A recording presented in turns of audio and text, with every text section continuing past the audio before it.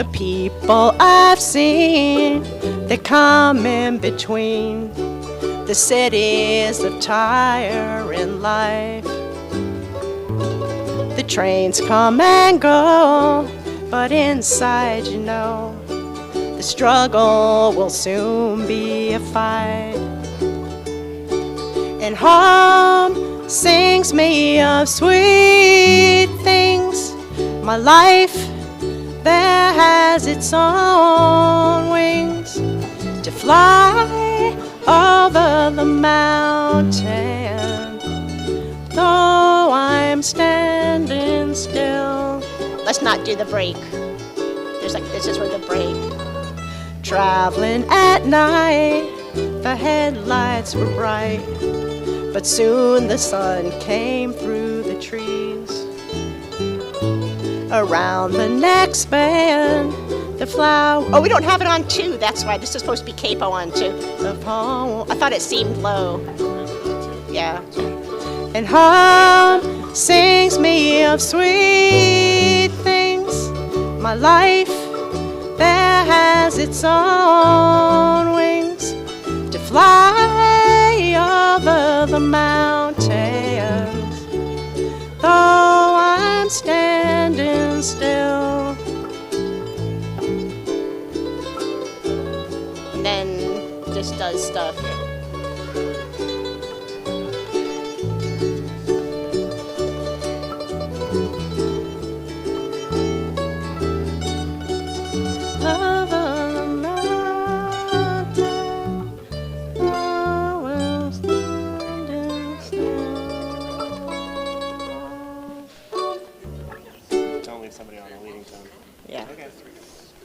Yeah, that would be fun. I've been practicing. What? Can tell. What's the date?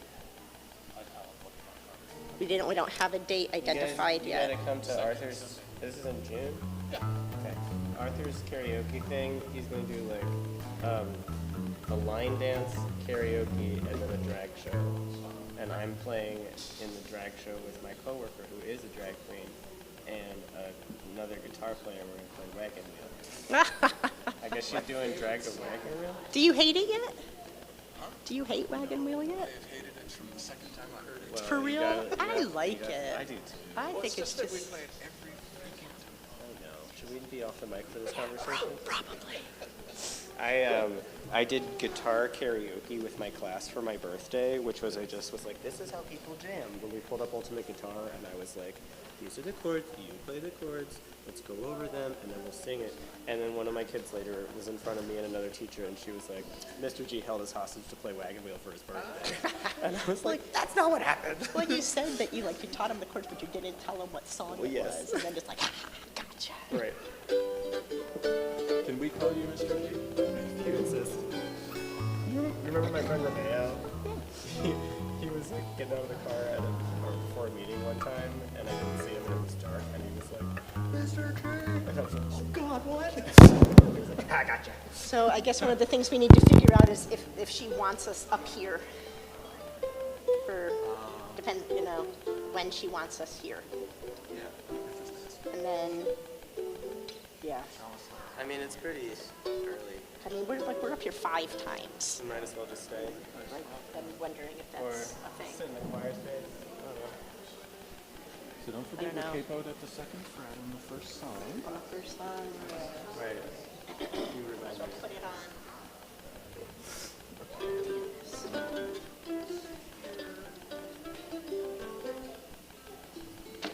We also tried a gorilla song in guitar class, and that was a disaster. I have a song called Really or This No, but I love it. Oh, it's a great song. Werewolves of About a London. gorilla stealing his car keys and he's taking over. Werewolves of London used to be my favorite. Werewolves of London. Oh, yeah. I actually got to sing it with the live band karaoke when I was at Bang on It Camp, and one of the musicians was Paul Simon's band leader. Oh, how fun. Mark Stewart. Karaoke with a live band. They were all very drunk, and it was a big jerk. There was some girl trying to skip an alley, the joking, and I was like, who is that young girl? And I was like, let's sing it. Where was it? And then she was terrible.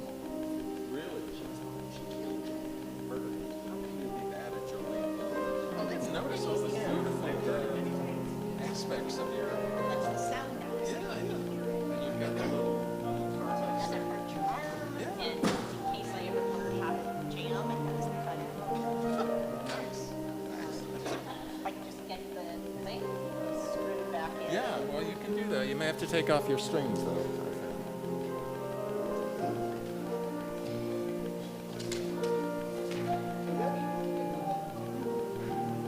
All right. Let's clean up this joint here. Nobody falls down.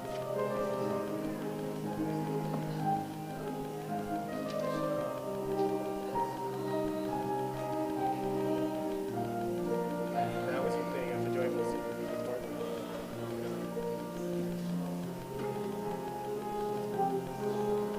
Lift your right foot up, Anna. Thank you. Lift your right foot up. There. Just want to put this Testing. Not really hearing anything at all. Am I on? So it would be Testing.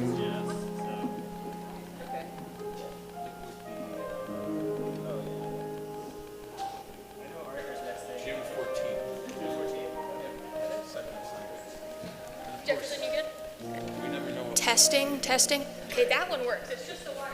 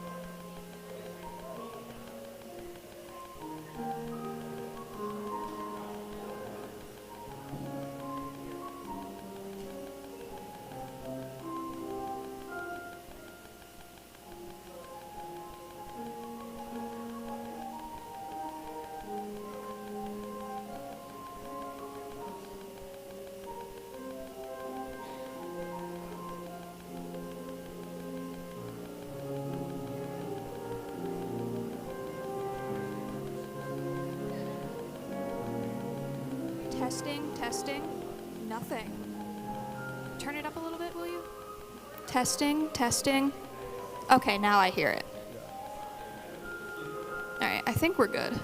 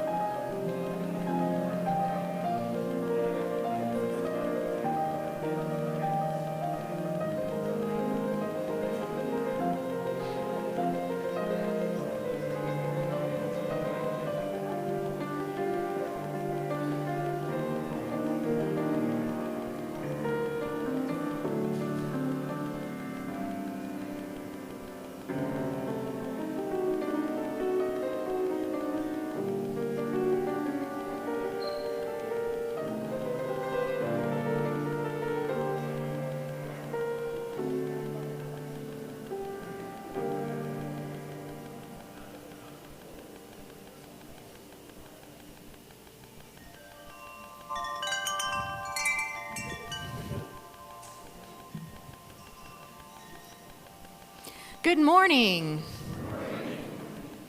Whether you are here in person or watching at home, it's good to be with you this morning.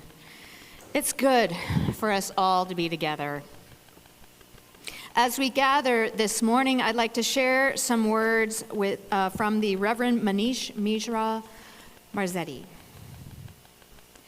Between rocking the boat and sitting down, between stirring things up and peaceably going along, we find ourselves here in community, each called from many different journeys, many different paths onto this river road. Some of us are here because the rocking of the boat has been too much tumult, too much uncertainty, too much pain. Some of us are here with questions about where the boat is going, how best to steer it, where this journey ends. Others are here as lovers of the journey, lovers of life itself. Here in front, beside, behind, each a passenger, each a captain doing the best we can. Rest here in your boat with me, the river calls. Listen to how I flow, the sound of life coursing all around you. Let the current hold you. Let the current guide you. The river that gently flows through your soul whispers, "Come, let us worship."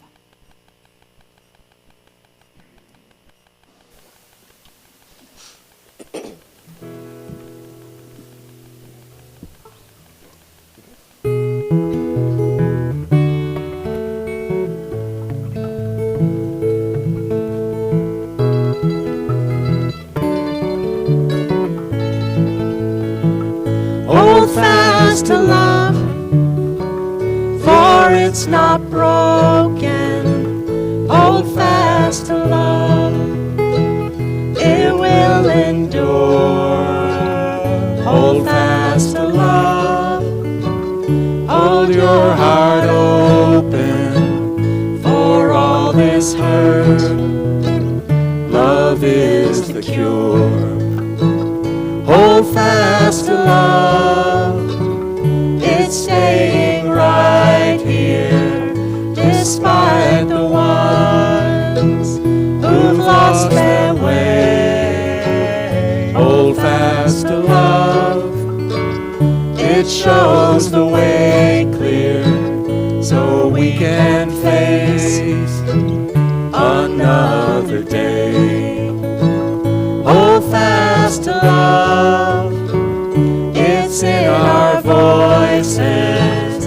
Hold fast to love, it's in our hearts. Love rises up to guide our choices. There is no storm love can't withstand. Hold fast to love, for it's not broken. Hold fast to love, it will endure. Hold fast to love, hold your heart open for all this hurt. Love is the cure for all this hurt. Love is the cure.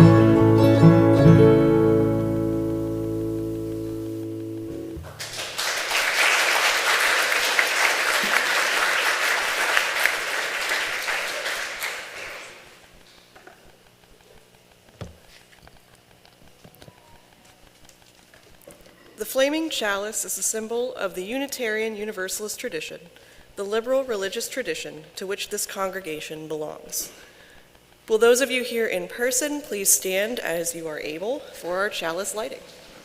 If you have a chalice at home, I invite you to light it with me at this time.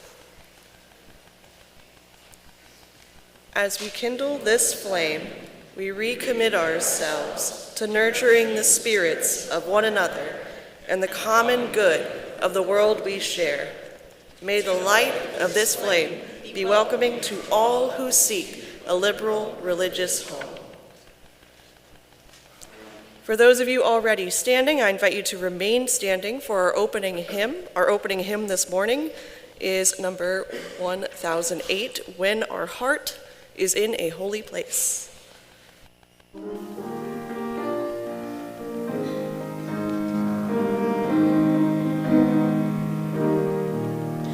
When our heart is in a holy place, when our heart is in a holy place, we are blessed with love and amazing grace. When our heart is in a holy place, when we trust the wisdom in each of us, every color, every creed and kind, and we see our faces in each other's eyes, then our heart is in a holy place.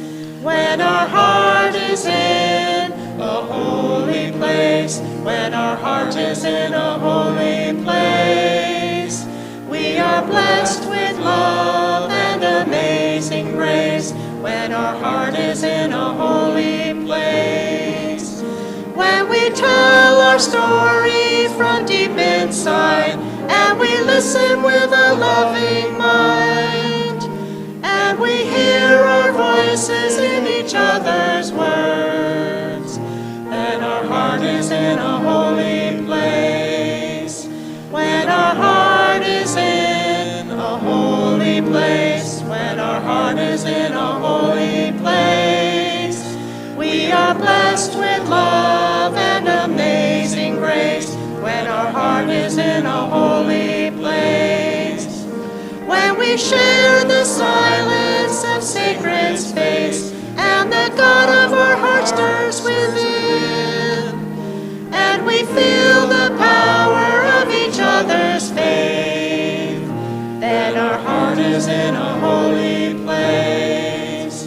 When our heart is in a holy place, when our heart is in a holy place, we are blessed with love and amazing grace. When our heart is in a holy place, when our heart is in a holy place.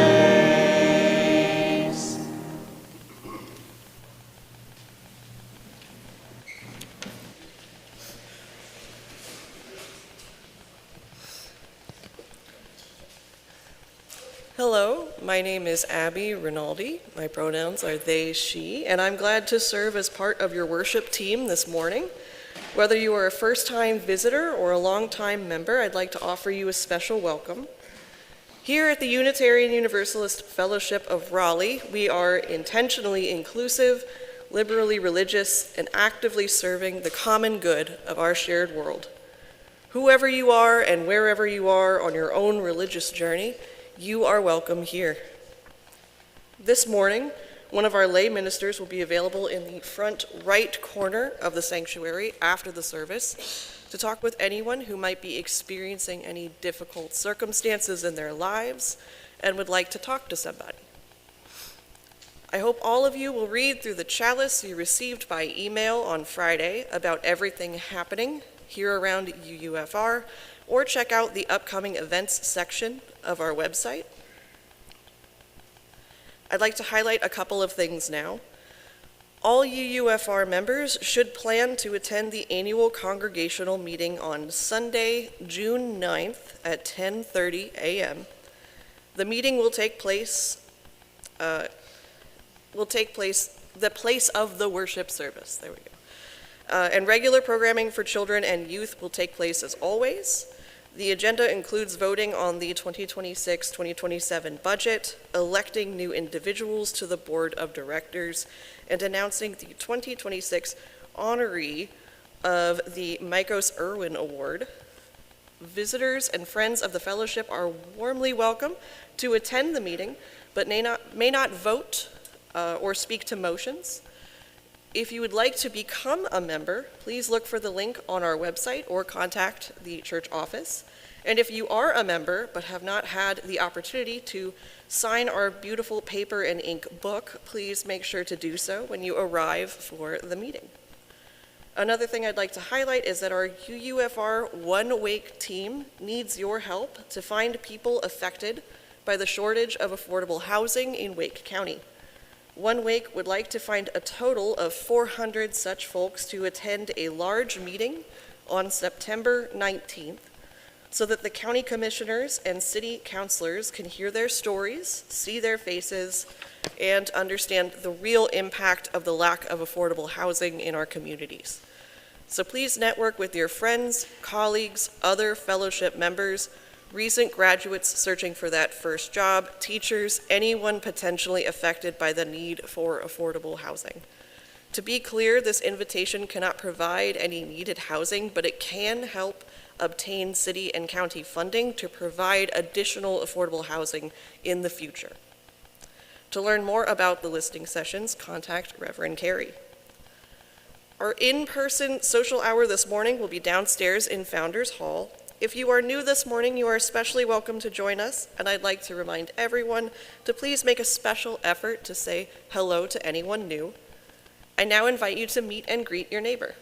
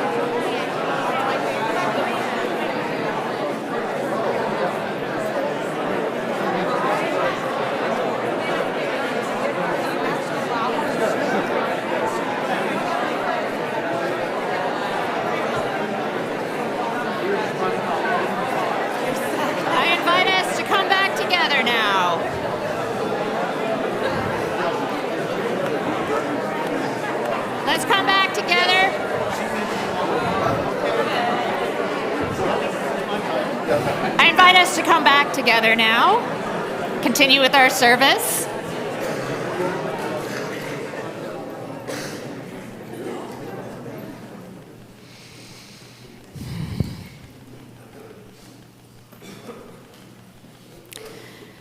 This is a time in our service when we acknowledge some of the joys and sorrows of our community.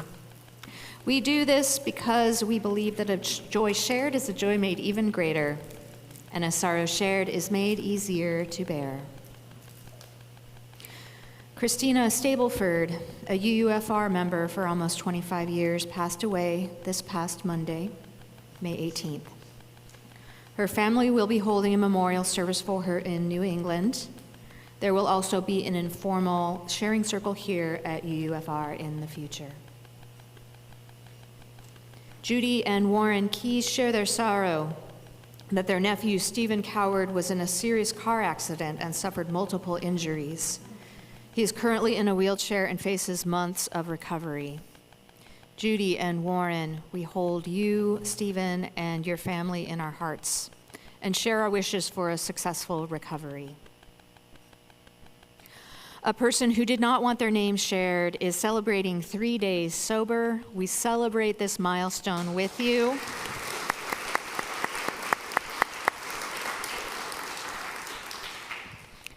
And we wish you many sober days ahead. Tomorrow, our country commemorates Memorial Day, a time set aside for honoring and mourning all American military personnel who died while serving in the armed forces. May we remember all those who made the ultimate sacrifice for our country, as well as those who love them. and may we remain committed to creating a more peaceful world. As we hold these shared joys and sorrows in our hearts, and as we reflect on the joys and sorrows, fears and hopes of our own lives, let's be together in stillness and in silence, opening ourselves to that spirit within us and amidst us, called by many names and known to every human heart, that leads us to a fuller and deeper and richer experience of life. After the silence, we'll sing hymn 1031, filled with loving kindness, but for now, let's be together in stillness and in silence.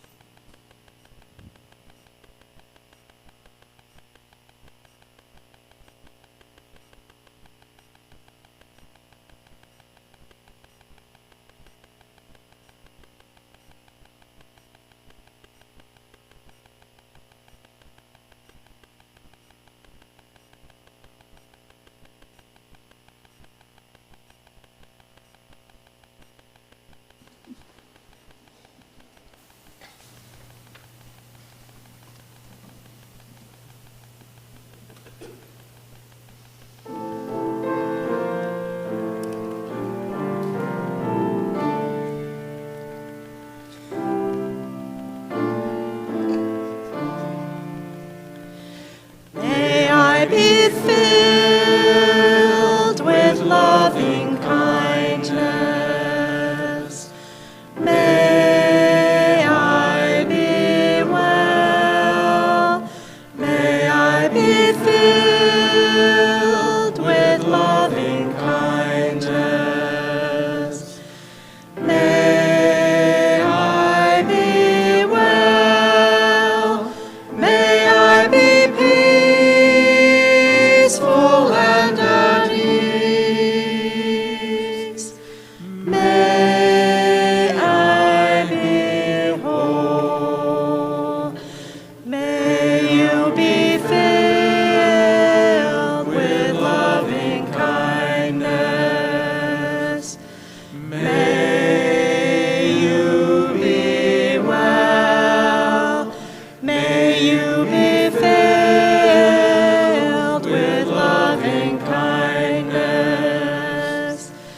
May you be well.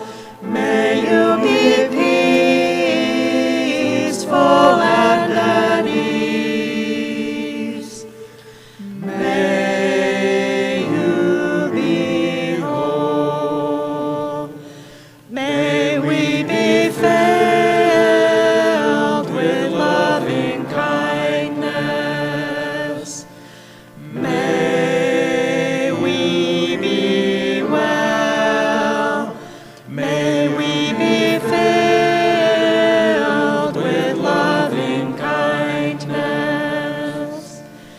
May we be well. May we be peaceful and at ease.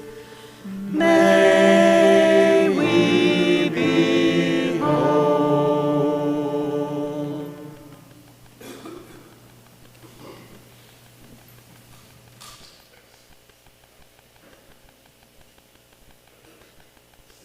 Good morning. My name is Rachel Upadhyaya, and I'm a member of your board of directors, and I also use she, her pronouns. Sorry.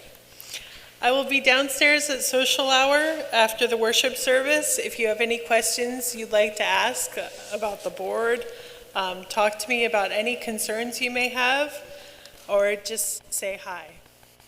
Everything we do here at UUFR is only possible because of the generous financial support that so many of us provide.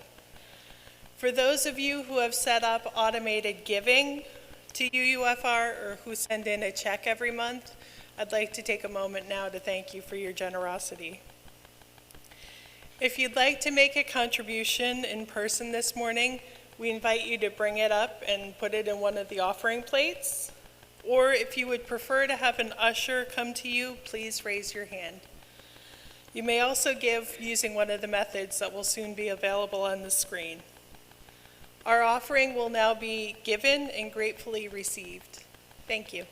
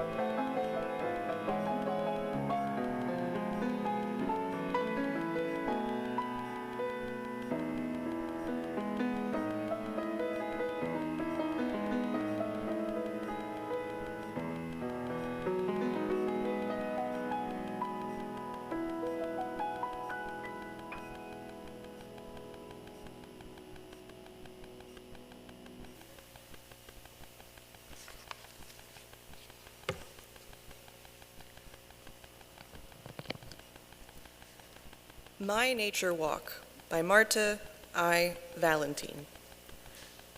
As a real Unitarian Universalist, I feel that I should be writing about nature, something about trees and rivers, or tiny slugs on dahlias munching away with their hundreds of thousands of teeth, wreaking havoc in my non-existent garden.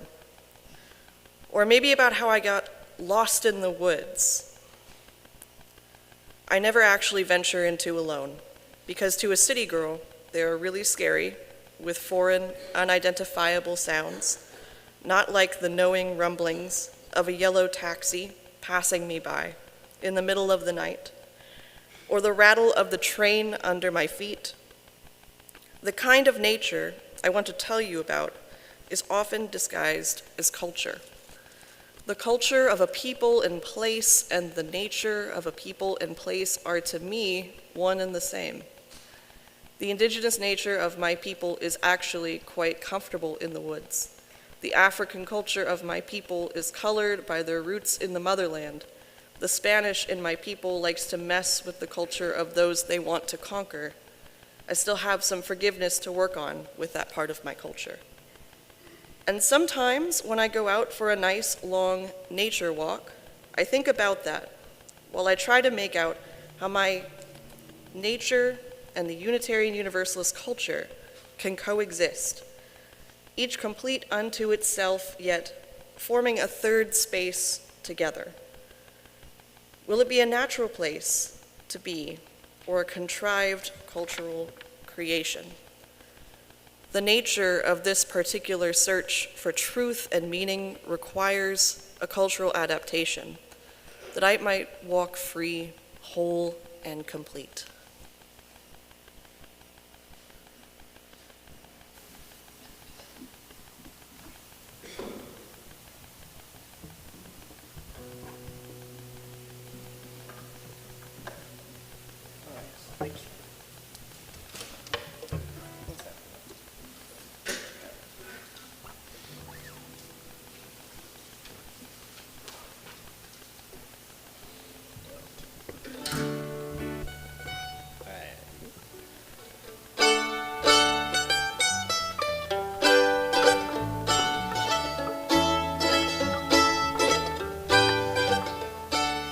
We are gentle, angry people, and we are singing, singing for our lives. We are gentle, angry people, and we are singing, singing for our lives.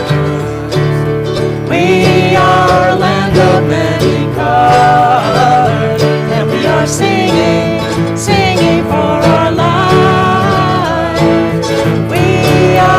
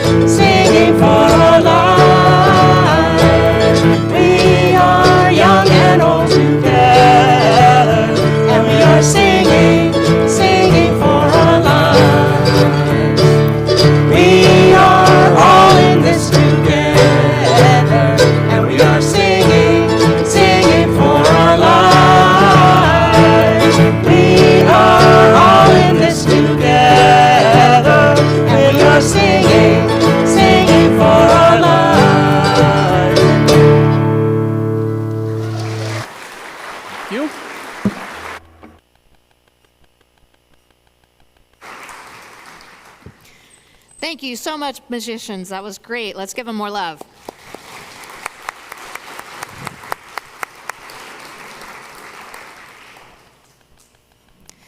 Today was originally scheduled to be our Pride service, but unfortunately our planned speaker was ill and unable to be here today. So our Pride service has been scheduled for June 14th. And today I will talk about the first Unitarian minister of African descent, the Reverend Egbert Ethelred Brown. But first, a short history lesson.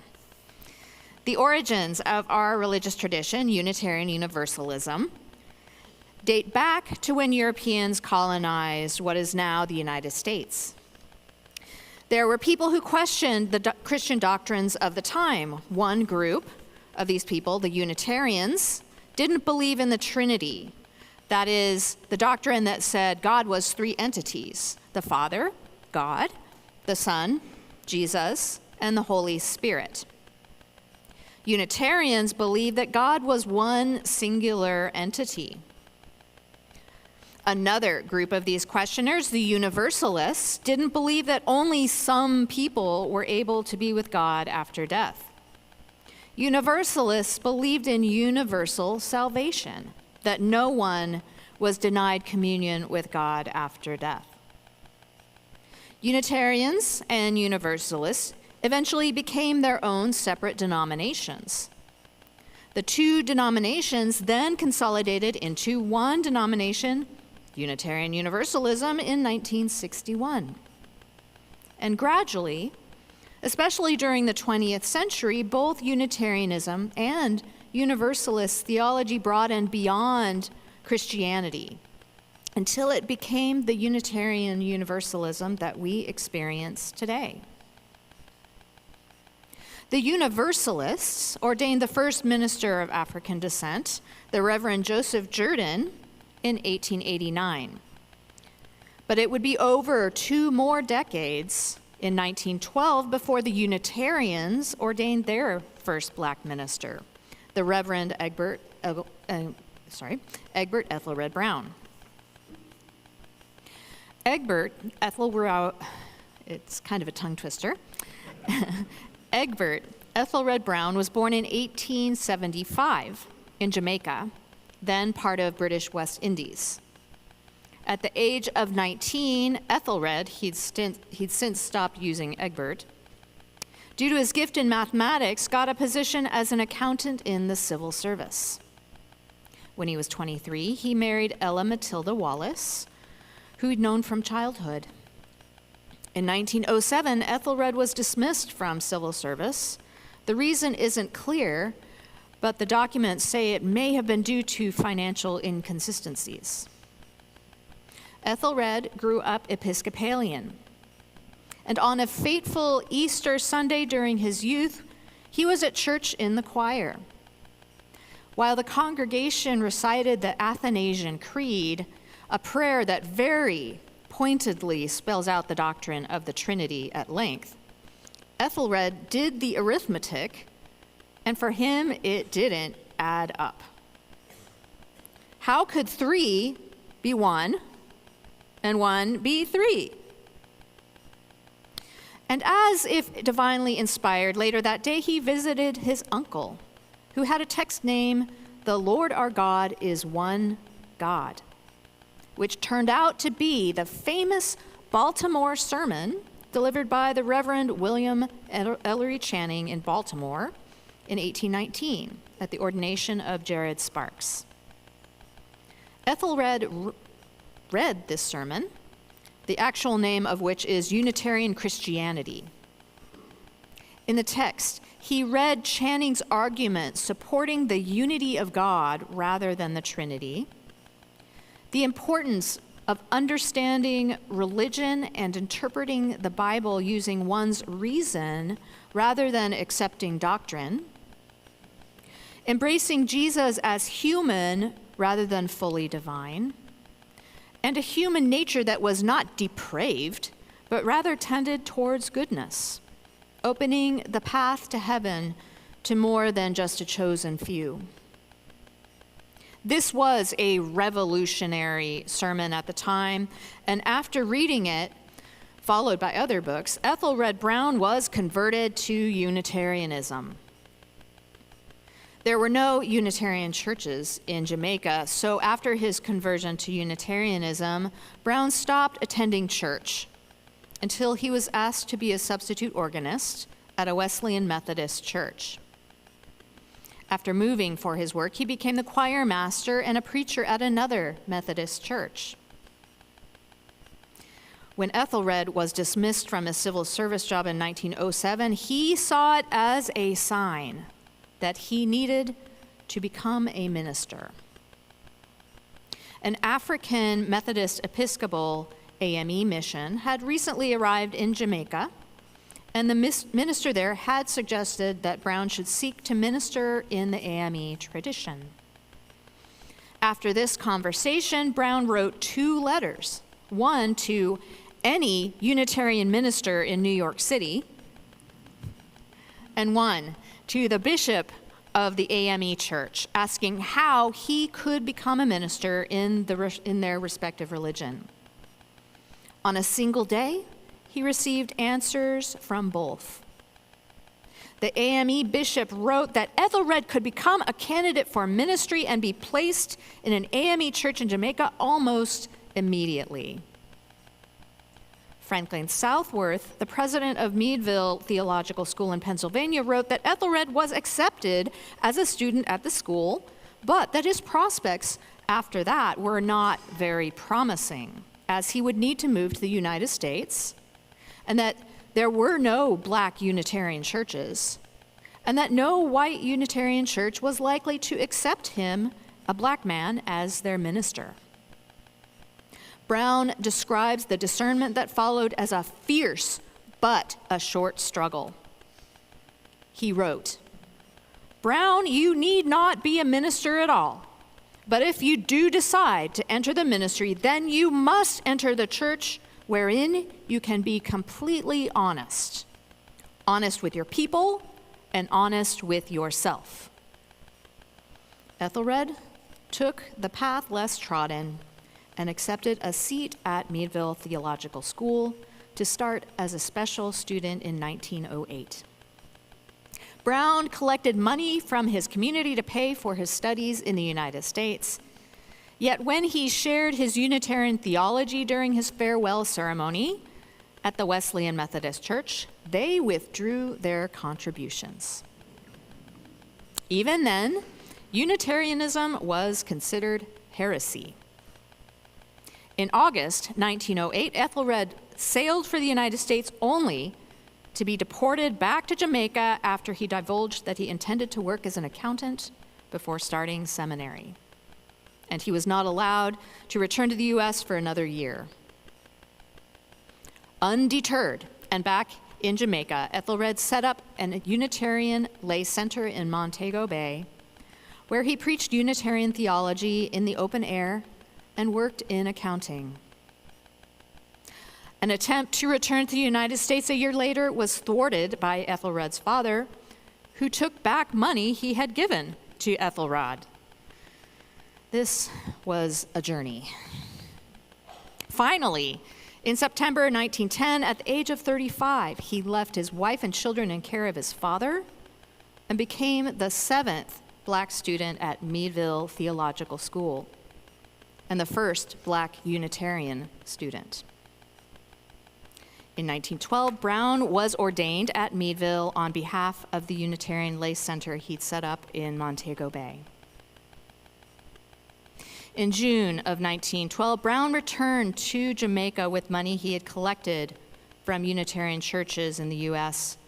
and had a 3-year pledge of support from the American and British and foreign Unitarian associations. He started a Unitarian congregation that met in Montego Bay in the town hall building. In 1913, a year later, retired minister Reverend Hilary Bygrave was sent by the American Unitarian Association to evaluate Brown's Montego Bay mission. What he found was an assembly of 10 to 25 people on Sundays, the occasional assembly at town hall that was more evenly attended. He also found financial struggles. And due to what he considered low attendance and the financial struggles, Bygrave suggested that a mission in the larger Kingston area might have greater success.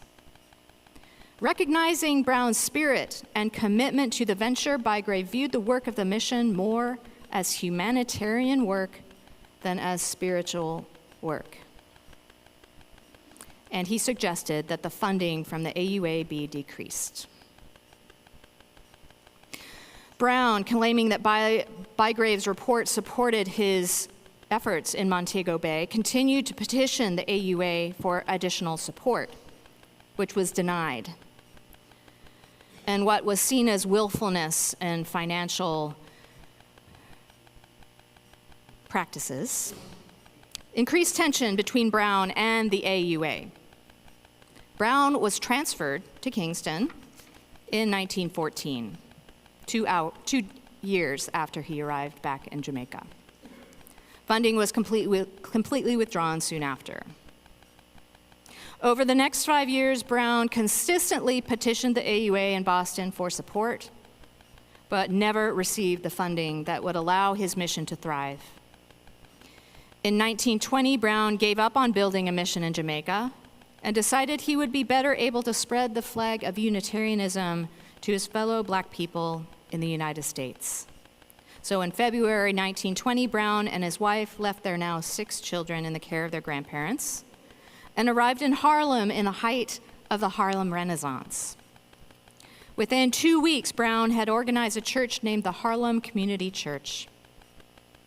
The Harlem Community Church was the first Black Unitarian congregation and would continue as such until the late 1930s. The congregation was not affiliated with AUA at the time. Brown worked as an elevator operator for 5.5 years to make ends meet, a job he hated. The format of the services of the Harlem congregation often consisted of forums on the topics of the times, sometimes with guest speakers. Heated discussions were chaired and encouraged by Brown. Brown's congregation, however, was never able to support his ministry, so he worked sporadically as a speaker for the Socialist Party in America for 3 years. In 1929, Brown was hired as office secretary of The World Tomorrow, a magazine which represented the views of socialists and pacifist religionists and liberals. After more financial struggle during the height of the Depression, Brown finally received an appropriation from the AUA for nearly 2 years. Brown also served as guest speaker at Unitarian and other churches. Brown's family started showing signs of financial stress. Brown's wife Ella started deteriorating mentally, and by 1928 was requiring substantial home care. His eldest son struggled with unemployment and committed suicide in 1929. His second son was addicted to alcohol and was committed to an asylum. Brown continued to struggle with getting support from the AUA, so Brown started soliciting Unitarian congregations for financial support. The AUA responded by threatening removal from ministerial fellowship, and then he was removed in 1929. After threatening to sue with the help of the ACLU, his fellowship was reinstated in 1934. 3 years later, in 1937, Frederick May Elliott became president of the AUA, and his administration counteracted some of the anti-Black sentiment of the denomination. Brown's church was finally affiliated with the AUA, and the name of the church was changed to the Harlem Unitarian Church. 10 years later, the forum service structure was replaced with religious services. In Jamaica, as well as in New York, Brown always worked towards close collaboration between church and politics. The statement of purpose for the Harlem Unitarian Church summed up Brown's religious beliefs. This church is an institution of religion dedicated to the service of humanity. Seeking the truth in freedom, it strives to apply it in love for the cultivation of character, the fostering of fellowship in work and worship, and the establishment of a righteous social order, which shall bring abundance to life to man. Knowing not sect, class, nation, or race, it welcomes each to the service of all. The Reverend Egbert Ethelred Brown died in 1956 at the age of 80. Unfortunately, the Harlem Unitarian Church folded shortly after Brown's death. Some of the challenges Ethelred Brown faced were also faced decades before by the first Black Universalist minister, Reverend Joseph Jurgen. Despite Jurgen having established the first Universalist Church of Norfolk and a very successful school to Black children in the community, he struggled to make ends meet within his own community and struggled to receive the needed support from the Universalist Association, the Universalist Church of America. Decisions on the fate of the Norfolk Church and school were often dictated from afar by UCA staff, and the mission of the Norfolk Church was seen as humanitarian work rather than spiritual work. In 1958, 2 years after Ethelred Brown's death, Reverend Lewis Allen McGee became the first Unitarian minister to serve a predominantly white Unitarian congregation when he accepted the associate minister position in Los Angeles. Since then, the number of people of color being ordained to Unitarian Universalist ministry has grown. And UU ministers of color having been called or called to ministry in UU congregations has also grown. But the challenges ministers of color continue to be larger than those faced by their white counterparts. Ministers of color are hired less often than white ministers. Ministers of color are called even less frequently than white ministers. And the length of time ministers of color serve in their congregations continues to be shorter than their white counterparts. The same patterns are seen in the hiring of UU religious professionals as well. Clearly, we as a faith have more work to do. And luckily, we as a faith tradition are making progress. In 2017, the Unitarian Universalist Association established the Commission on Institutional Change. This commission was charged by the UUA Board of Trustees to conduct an audit of white privilege and the structure of power within Unitarian Universalism and analyze structural racism and white supremacy culture within the UUA. Since the report of this commission was released, more systems of support for professionals of color have been put in place, and process from seminary admission to the ministerial fellowship process and the ministerial settlement system and hiring process have undergone significant changes to ensure that congregations are connected with the religious professionals who best meet their current needs and their dreams for the future, regardless of race, gender, sexual orientation, disability, and other historically marginalized identities. Some of us here in this congregation have studied this report on institutional change and put together some recommendations for this community. And I know that in the future, the board of directors will be taking a close look at that. But also, for the past months here at UUFR, our anti-racism curriculum team has been working to present a comprehensive plan that helps us as a religious community learn to become more welcoming to all in our hearts, in our actions, and as an institution. keep your eyes out for workshops on microaggressions and other programming in the fall. Reverend Ethelred Brown wrote this, explaining why he was a Unitarian minister despite all of the hurdles and hardships he faced on the way to the pulpit. I wished freedom to be my own self, to express myself as myself. And I believed then, as I believe now, that a minister of religion must first of all be absolutely loyal to truth. And no other church grants its minister that freedom but the Unitarian Church. We alone of all churches have, in the truest sense, a free pulpit in a free church.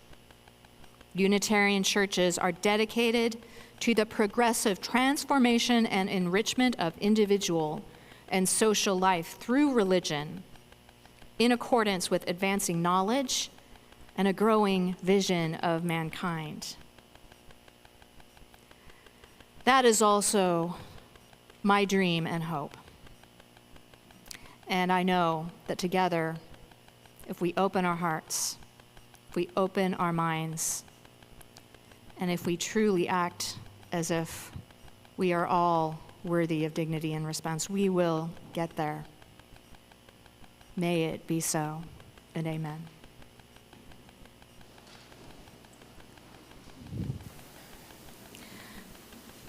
Will you please stand as you are able for our closing hymn, which is hymn 1053, How Could Anyone?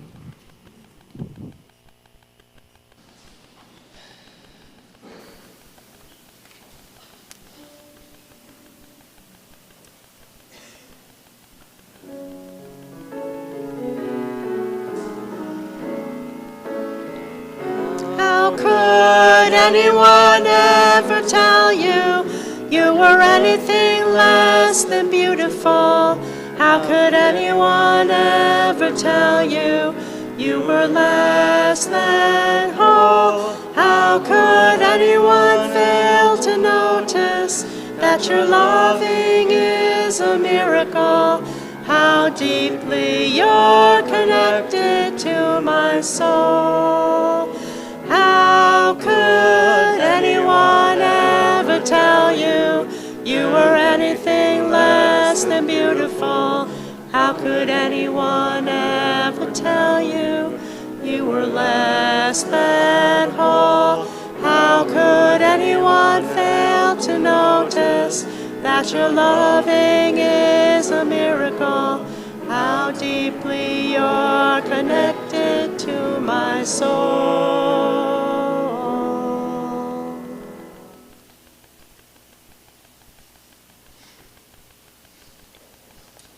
Please be seated.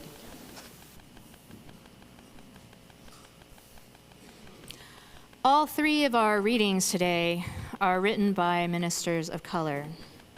And this, as we end this time of worship together, I'd like to share some words from the Reverend William Sinkford. Spirit of life and love, dear God of all nations, there is so much work to do.